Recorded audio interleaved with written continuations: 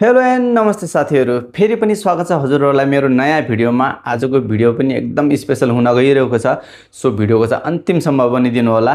So साथीहरू, आज चाहिँ हामी बिरयानी बनाउन गइरहेको छौँ, जुन चाहिँ हुन गइरहेको छ होममेड बिरयानी र एकदम स्पेशल र एकदम इजिएस्ट वेमा बनाउन गइरहेको छु। इफ तपाईहरुले यसको रेसिपी मन पर्छ भने हजुरहरूले पनि ट्राई गर्न सक्नुहुन्छ। घरमा चाहिँ इजिली बिरयानी बनाउन सक्नुहुन्छ, चिकन बिरयानी। सो भिडियोलाई कति पनि ढिला नगरिकन हामी अगाडि बढ्नेछौँ। Let's go to the video. र यो मैले चाहिँ लिएको छु 900 gram chicken leg piece. So फर्स्टमा चाहिँ हामीले चिकनलाई मेरिनेट गर्नु पर्दछ। त्यसको लागि चाहिँ हामीले चिकनमा चाहिँ कटहरू लगाउनु पर्दछ, जसले गर्दा चिकन चाहिँ मजाले मेरिनेट हुने गर्छ। अब चाहिँ हामीले मसलाहरू एड गर्नेछौँ। यो रहेको छ दुलो खुर्सानी, यो चाहिँ रहेको छ बिरयानी मसला, यो चाहिँ रहेको छ बेसार, अनि यो चाहिँ अन्तिममा चाहिँ नुन, अनि यो चाहिँ रहेको छ योगर्ट जो तपाईहरुको इच्छाले राख्न सक्नुहुन्छ, अनि यो चाहिँ भिनेगर। चिकन र मसलालाई अब चाहिँ हामीले मजाले मिक्स गर्नेछौँ साथीहरू। यो देख्न सक्नुहुन्छ मिक्स भइरहेको छ। बिरयानीको लागि चाहिँ हजुरहरूले चिकनलाई चाहिँ 20 देखि 25 मिनेट चाहिँ मेरिनेट गर्नु पर्दछ। अनि यो चाहिँ रहेको छ अलरेडी मैले चप गरेर राखेको टमाटर, हरियो धनिया र प्याजहरू जो बिरयानीको लागि चाहिन्छ। अब चाहिँ हामीले बिरयानी बनाउन सुरु गर्यौँ साथीहरू। देख्न सक्नुहुन्छ यसमा चाहिँ मैले प्याजहरू एड गरेँ, जुन चाहिँ मैले अलरेडी चप गरेर राखेको थियो सानो सानो मसिनो। र यो प्याजलाई चाहिँ हामीले गोल्डन ब्राउन नहुँदासम्म चाहिँ हामीले यसलाई चाहिँ फ्राई गरिराख्नुपर्छ साथीहरू, किनभने चाहिँ हामीलाई यो चाहिँ पछि एकदमै काम लाग्छ। हाम्रो प्याज चाहिँ फ्राई भएर रेडी भइसक्यो। अब चाहिँ हामीले मेरिनेट गरेर राखेको चिकनलाई चाहिँ हामीले मजाले फ्राई अनि पकाउने छौँ।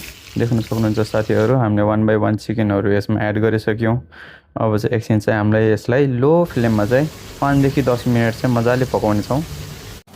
अब चाहिँ यसमा हामीले जिन्जर गार्लिक पेस्ट एड गर्नेछौँ र त्यसपछि यसलाई एकछिनको लागि मजाले फ्राई गर्नेछौँ। फेरि पनि देख्न सक्नुहुन्छ साथीहरू, हाम्रो चिकन चाहिँ अलमोस्ट रेडी भइसकेको छ। हाम्रो चाहिँ 80% कुक भइसकेको चिकनमाथि अब चाहिँ हामीले टमाटर एड गर्नेछौँ, जुन चाहिँ ग्रेभीको लागि हुनेछ। टमाटर चाहिँ पाकेर चिकनमा मिक्स भइसक्यो। अब चाहिँ हामीले यसमा प्याज एड गर्नेछौँ, जुन चाहिँ फ्राई गरेर राखेको थियो, अनि चाहिँ हरियो धनिया देख्न सक्नुहुन्छ। अब चाहिँ यसलाई चाहिँ हामीले फेरि लो फ्लेममा चाहिँ चलाएर राख्नु पर्दछ साथीहरू। यो चाहिँ हामी बिरयानीको लागि अन्तिम चरणमा आइसकेको छौँ। अब चाहिँ हामीले बिरयानीको लागि चाहिँ राइस रेडी गर्नेछौँ साथीहरू। देख्न सक्नुहुन्छ यो चाहिँ मैले गरम मसलाहरू पानीमा एड गरेँ अनि हल्का लेमन। अब चाहिँ यो बासमती राइस चाहिँ हामीले एड गर्नेछौँ। देख्न सक्नुहुन्छ हामीले चाहिँ लगभग आधा किलो चाहिँ बासमती राइस लिएको छौँ। अब चाहिँ यसलाई चाहिँ हामीले मिडियम फ्लेममा चाहिँ केही मिनटको लागि 80% चाहिँ पकाएर राख्नु पर्दछ। देख्न सक्नुहुन्छ साथीहरू, हाम्रो बिरयानी राइस पनि रेडी भइसक्यो, जुन चाहिँ एकदम मजाले खुलेर आएको छ। देख्न सक्नुहुन्छ साथीहरू, यो चाहिँ रहेको छ चिकन ग्रेभी, जुन चाहिँ हामीले बिरयानीको लागि चाहिँ रेडी गरेर राखेको थियौँ र यसलाई चाहिँ हामीले चाहिँ एकदमै सानो फ्लेममा चाहिँ पकाउन छाडेको थियौँ। देख्न सक्नुहुन्छ पानीहरू पनि सुकिसक्यो। अब चाहिँ देख्न सक्नुहुन्छ साथीहरू, हाम्रो चाहिँ बिरयानी ग्रेभी अब चाहिँ रेडी भइसक्यो। अब चाहिँ यसमा चाहिँ हामीले बासमती राइसलाई चाहिँ मजाले एड गर्नेछौँ, जुन चाहिँ एक लेयरको चाहिँ हुनेछ। किनभने अब चाहिँ यसपछि चाहिँ हामीले चाहिँ जुन चाहिँ फ्राई गरेर राखिएको ब्राउन बनाएर राखिएको प्याजलाई चाहिँ एड गर्नेछौँ, किनभने यसले चाहिँ तपाईँको चाहिँ फ्लेभर टेस्ट चाहिँ एकदम राम्रो दिनेछ। अनि त्यसपछि चाहिँ फेरि पनि हामीले यसमा चाहिँ एक लेयरको बासमती राइस एड गर्नेछौँ। अब चाहिँ देख्न सक्नुहुन्छ हामीले चाहिँ बासमती राइस चाहिँ एड गऱ्यौँ। अब चाहिँ हामीले चप गरेर राखेको हरियो धनियालाई चाहिँ माथिबाट एड गरेर राख्नेछौँ। अनि त्यसपछि चाहिँ हामीले फुड कलर हल्का एड गर्नेछौँ। देख्न सक्नुहुन्छ हामीले फुड कलर एड गरिसक्यौँ। हजुरहरूले चाहिँ रेड पनि ल्याउन सक्नुहुन्छ, मैले चाहिँ यसमा चाहिँ येलो कलरको फुड कलर चाहिँ युज गरेको छु। लास्टमा चाहिँ हामीले बिर्सिनै नहुने कुरा भनेको चाहिँ घिउ रहेको छ साथीहरू। हामीले चाहिँ यसमा घिउ एड गर्नेछौँ अब हल्का चाहिँ। अब चाहिँ हाम्रो बिरयानीलाई 10 देखि 15 मिनट चाहिँ एकदमै लो फ्लेममा कुक गर्नुपर्दछ साथीहरू। देख्न सक्नुहुन्छ साथीहरू, हाम्रो बिरयानी चाहिँ फुल्ली पाकिसक्यो। मैले चाहिँ यसमा केही थोरै काजुहरू पनि एड गरेको थिएँ, तपाईँहरूले पनि एड गर्न सक्नुहुन्छ चाहनुहुन्छ भने। र यो रहेको छ हाम्रो बिरयानी र देख्न सक्नुहुन्छ एकदम मजाले पाकेको छ साथीहरू। ग्रेभी पनि एकदमै राम्रो भएको छ बिरयानीको।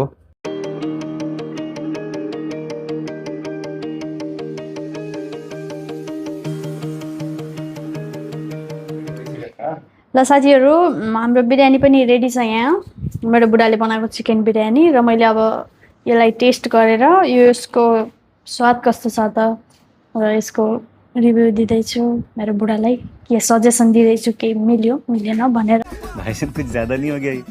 मतलब कुछ भी भनेर यस्तो बनाएर खुवाउनु पर्छ है बुढीलाई सबै साथीहरू चाहिँ ट्राई गर्छु ल ट्राई बस न बस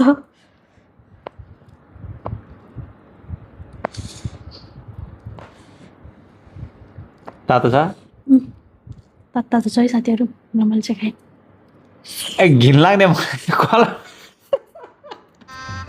गजब बेइज्जती है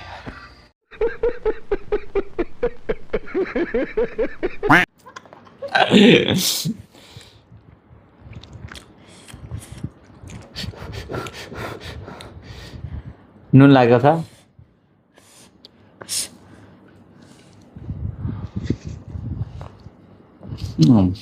मैले गर्नु लाग्यो हो खाऊ न दामी भएको छ नुन पनि ठिक्क लाग्छ म त बेसी लाग्छ क्या जस्तो लागिरहेको थियो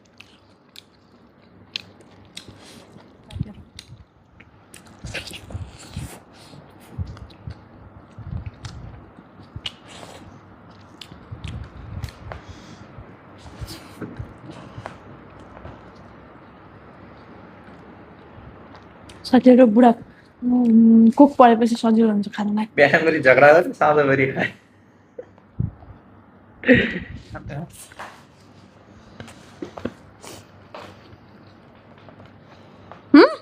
के भयो भने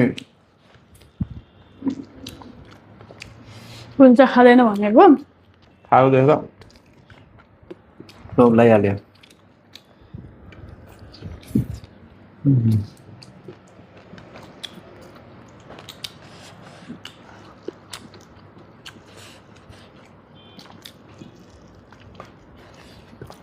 देख्नु सक्नुहुन्छ मजाले पाकेको छ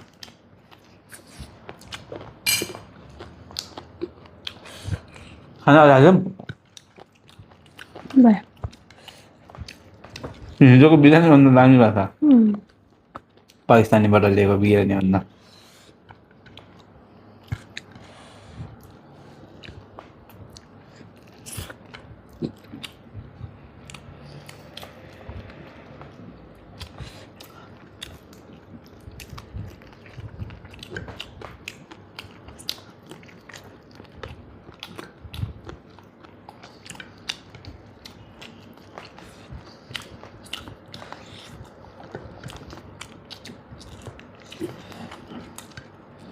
विश्वासै लागेर छैन कि मैले यस्तो बनाउन सक्छु